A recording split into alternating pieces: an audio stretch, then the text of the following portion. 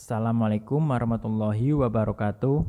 Saya Riki Maulana Ferdiansyah, nomor induk mahasiswa 30401800285 dari kelas MC 6G mata kuliah Ekonomi Islam dengan dosen pengampu Dr. Andes Haji Bejo Santoso MT PhD, program studi Manajemen Fakultas Ekonomi Universitas Islam Sultan Agung.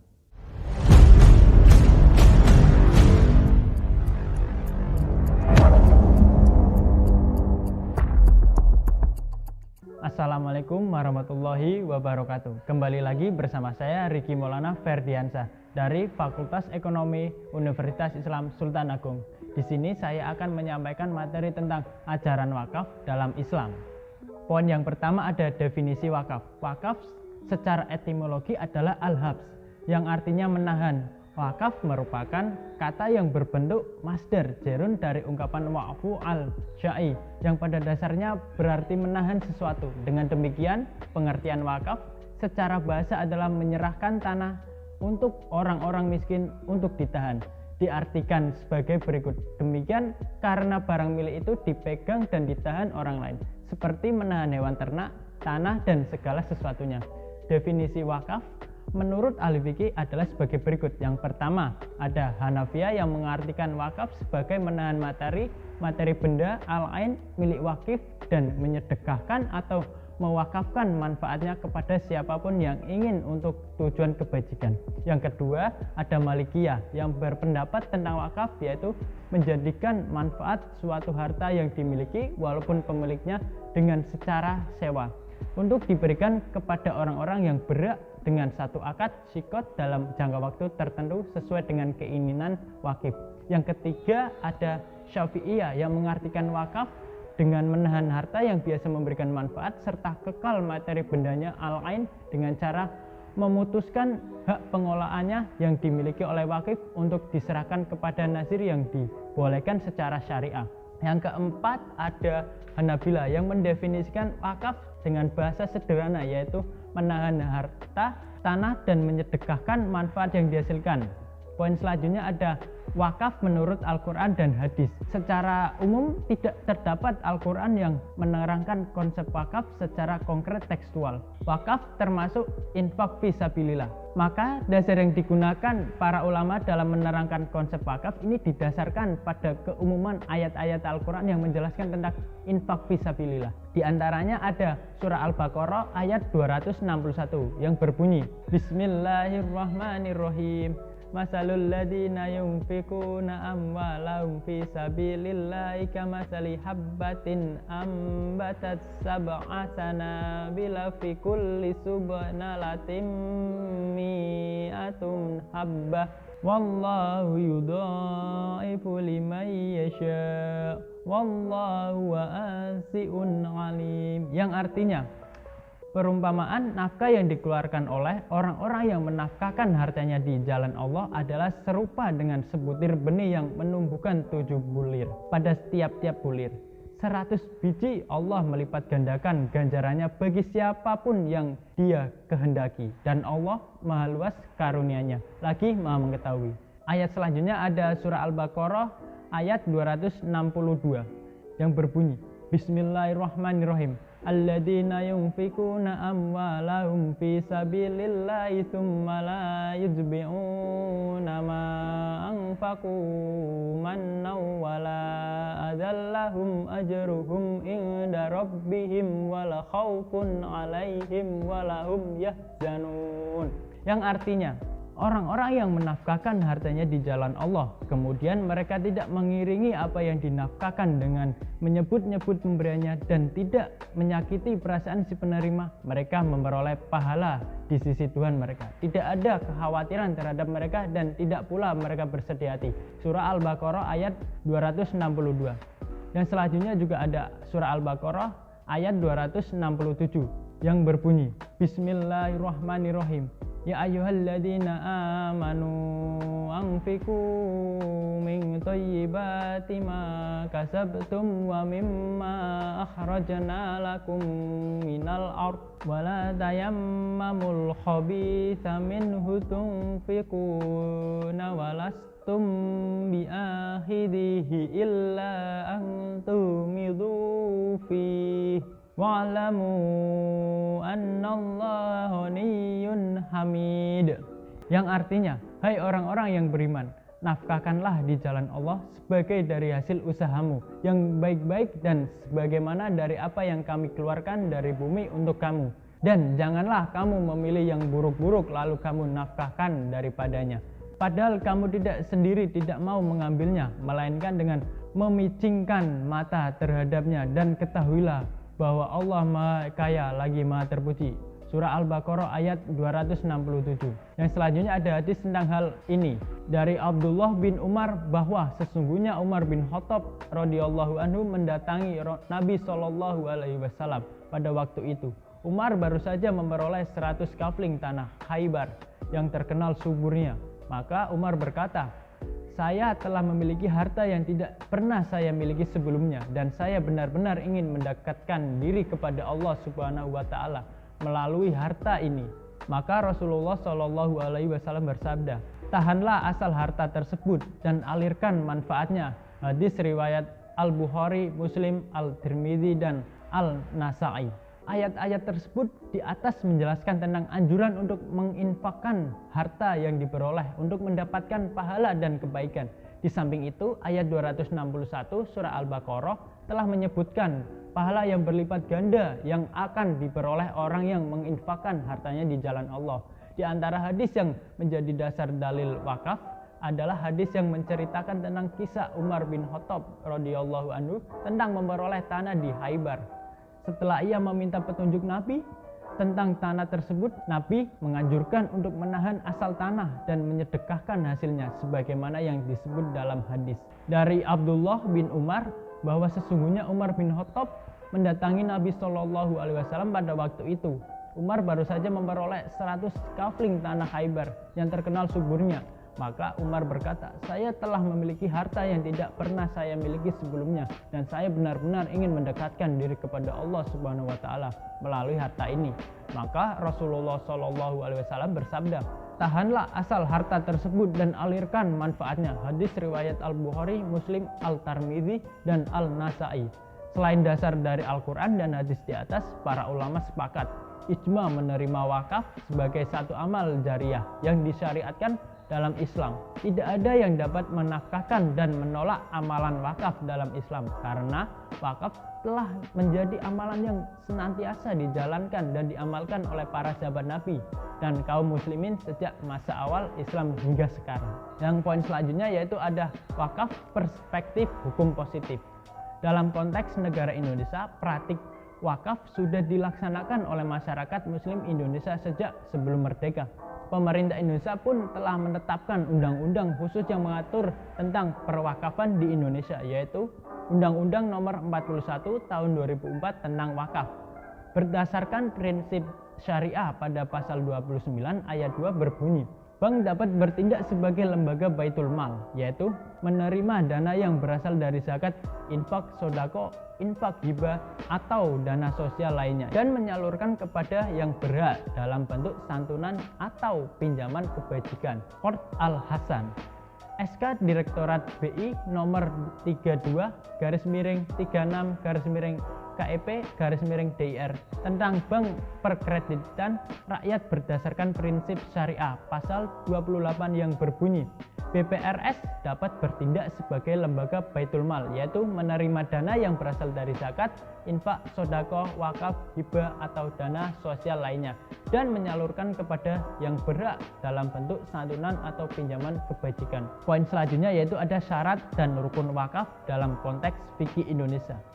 Rukun wakaf dalam hukum fikih ada 4, yaitu yang pertama ada orang yang berwakaf disebut al-wakif, yang kedua benda yang diwakafkan disebut al-mauquf, yang ketiga orang yang menerima manfaat wakaf disebut al-mauquf alaihi atau nadhir, yang keempat ada lafaz atau ikrar wakaf atau siga yang disebut.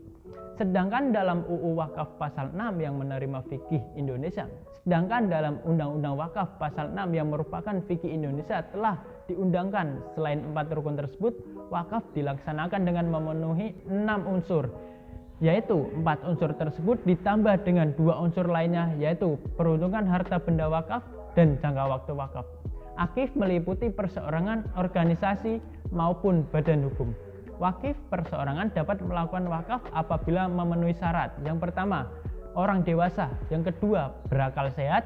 Yang ketiga, tidak terhalang melakukan perbuatan hukum. Yang keempat, merupakan pemilik sah harta dan benda wakaf. Wakif, organisasi, dan badan hukum dapat melakukan wakaf apabila memenuhi ketentuan organisasi atau badan hukum untuk mewakafkan harta benda wakaf milik organisasi atau badan hukum sesuai dengan anggaran dasar organisasi atau badan hukum bersangkutan dengan Undang-Undang Wakaf bagian keempat.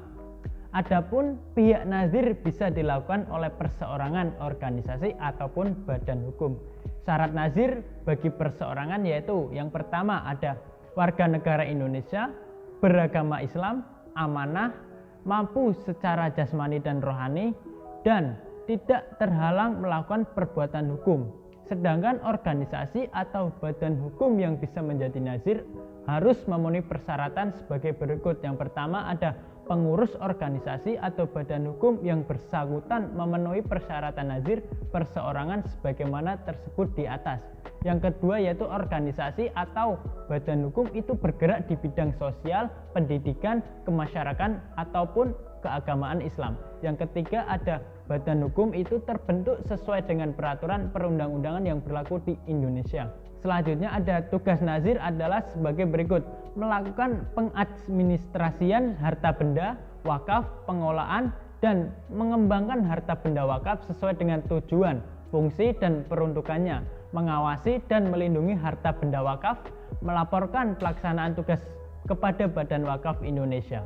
Dalam melakukan tugas tersebut, nazir harus menerima imbalan hasil bersih atas pengolahan dan pengembangan harta benda wakaf yang besarnya tidak melebihi 10%. Undang-Undang Wakaf bagian kelima pasal 9-12. Syarat-syarat harta yang diwakafkan al-mauquf harus memenuhi beberapa persyaratan, yaitu al-mauquf harus barang yang berharga, al-mauquf harus diketahui kadarnya, al-mauquf dimiliki oleh wakif secara sah, al-mauquf harus berdiri sendiri, tidak melekat kepada harta lain. Harta benda wakaf bisa berbentuk benda tidak bergerak ataupun benda bergerak. Yang termasuk benda tidak bergerak antara lain yaitu hak atas tanah sesuai dengan ketentuan peraturan perundang-undangan yang berlaku baik yang sudah maupun yang belum terdaftar. Yang kedua, bangunan atau bagian bangunan yang terdiri di atas tanah sebagaimana dimaksud. Yang ketiga, tanaman dan benda lain yang berkaitan dengan tanah. Yang keempat, hak milik atas satuan rumah susun sesuai dengan ketentuan peraturan perundang-undangan yang berlaku. Yang kelima, benda tidak bergerak lainnya sesuai dengan ketentuan syariah dan peraturan perundang-undangan yang berlaku.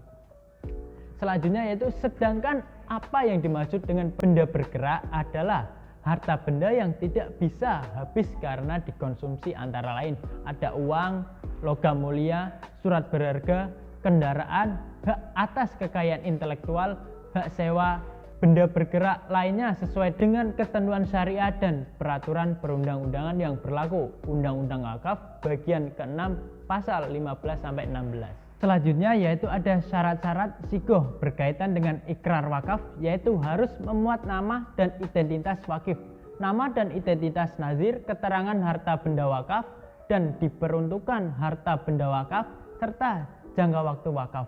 Pada prinsipnya dalam rangka mencapai tujuan dan fungsi wakaf, harta benda wakaf hanya dapat diperuntukkan bagi 1. Sarana dan kegiatan ibadah, 2. Sarana dan kegiatan pendidikan serta kesehatan, 3. Bantuan kepada fakir miskin, anak terlantar, yatim piatu, dan beasiswa. Yang keempat, kemajuan dan peningkatan ekonomi umat.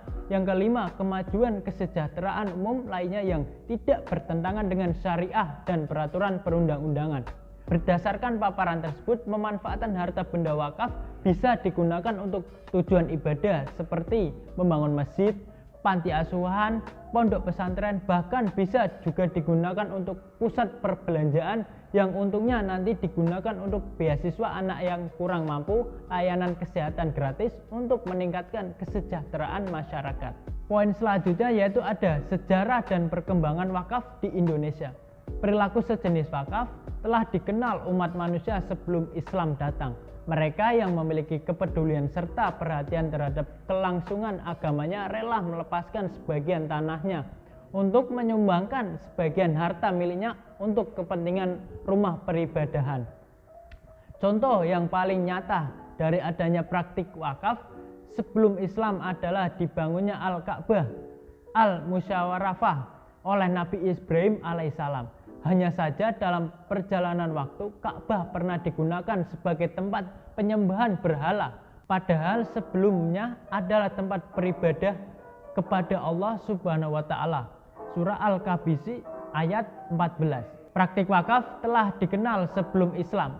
Yang membedakannya dengan wakaf dalam Islam adalah bahwa praktik wakaf yang diamalkan masyarakat jahiliyah dilakukan semata-mata hanya untuk mencari prestise, kebanggaan.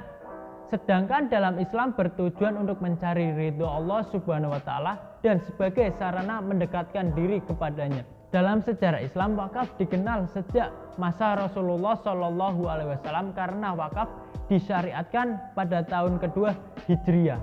Menurut sebagian pendapat, ulama mengatakan bahwa pertama kali melaksanakan wakaf adalah Rasulullah Shallallahu alaihi wasallam, yaitu wakaf tanah milik Nabi Shallallahu alaihi wasallam untuk dibangun masjid. Bagian ulama menyatakan bahwa yang pertama kali melaksanakan syariat wakaf adalah Umar bin Khattab radhiyallahu anhu. Praktek wakaf juga berkembang luas pada masa dinasti Umayyah dan dinasti Abbasiyah dan dinasti sesudahnya.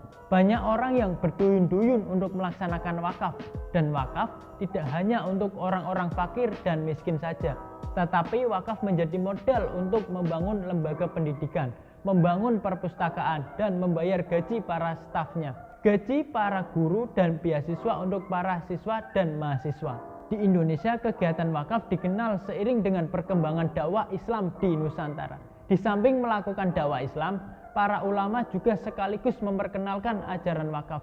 Hal ini terbukti dari banyaknya masjid-masjid yang bersejarah dibangun di tanah wakaf.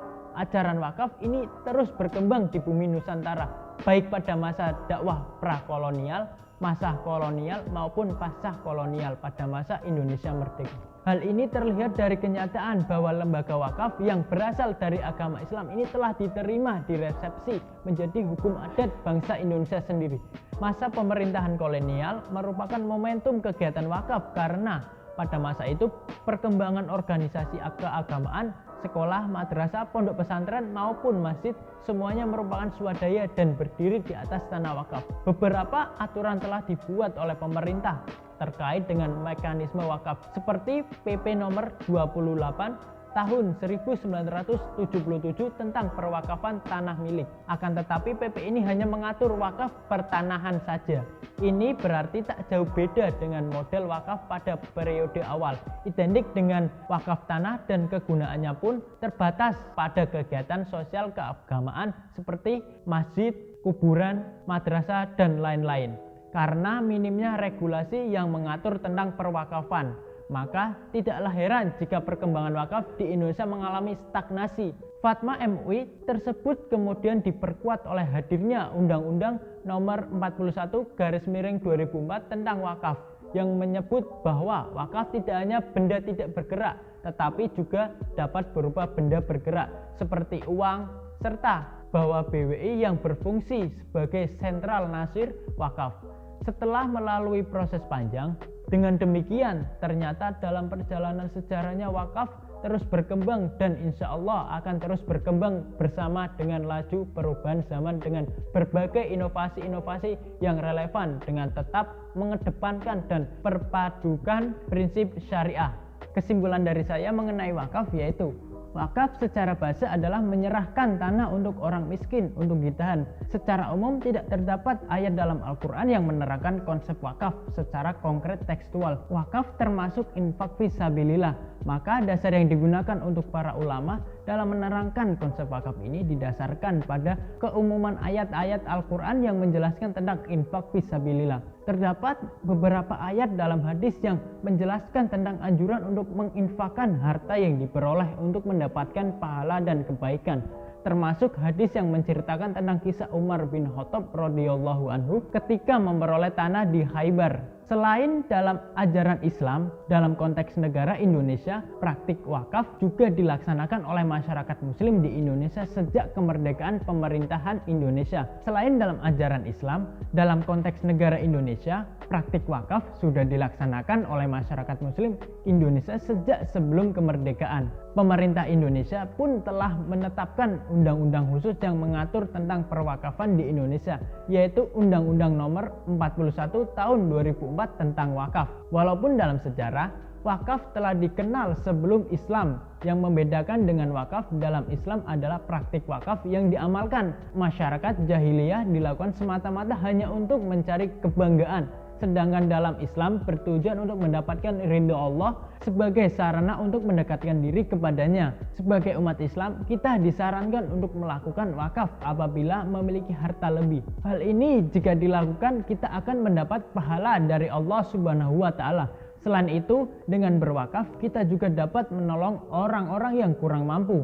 Wakaf yang kita lakukan dapat berupa uang ataupun tanah. Lazimnya tanah untuk diwakafkan dibangun untuk prasarana masyarakat umum seperti masjid ataupun madrasah yang digunakan masyarakat sekitar. Selain mendapat ridho Allah, pahala yang didapat ketika berwakaf juga mengalir tanpa henti selagi harta atau tanah yang diwakafkan masih digunakan oleh masyarakat. Sekian materi yang saya sampaikan, semoga dapat bermanfaat bagi kalian semua. Mohon maaf apabila terdapat kesalahan dalam menyampaikan materi. Billahi taufik wal hidayah. Wassalamualaikum warahmatullahi wabarakatuh.